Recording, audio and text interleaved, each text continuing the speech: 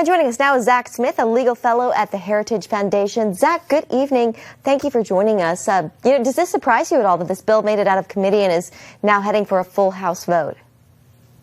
No, unfortunately, it doesn't surprise me. As you mentioned, an almost identical bill passed the House of Representatives last year along a party line vote. And I anticipate, again, unfortunately, that the same thing will likely happen again this year, and that H.R. 51, which proposes to make the District of Columbia our nation's 51st state, will likely pass the House of Representatives, again, along a party line vote.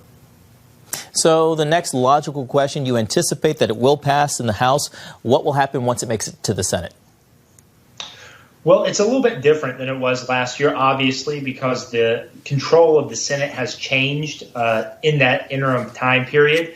Right now, there are 44 co-sponsors to S-51, which is the Senate companion bill to H.R. 51.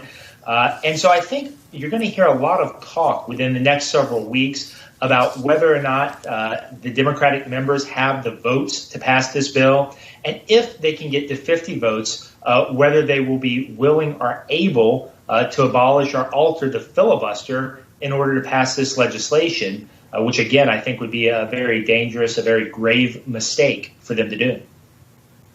Zack, so you testified in a House hearing last month, and you talked about the framers and what they envisioned for the federal capital.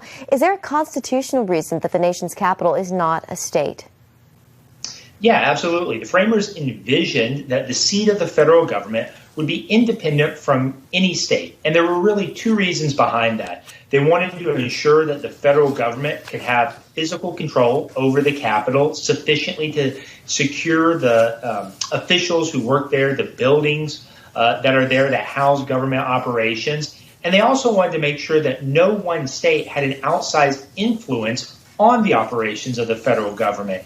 A lot of times you hear things, that are cast as almost silly arguments about parking, about electricity, utilities, but that's very much goes to the heart of what the framers wanted to ensure, that no state could harass or basically exert influence over the federal government with even these day-to-day tasks that are so essential to a functioning government. And so if we focus on the Constitution, really one of the biggest impediments to the district becoming a state by simple legislation is the existence of the 23rd Amendment, which gives electors to the district for president and vice president. And unfortunately, H.R. 51 wouldn't repeal the 23rd Amendment. It would encourage states to do so, but not require it. And so you'd be left in a very odd situation where potentially the first family would control 3 electoral college votes. That's certainly something that the framers of the 23rd Amendment did not anticipate.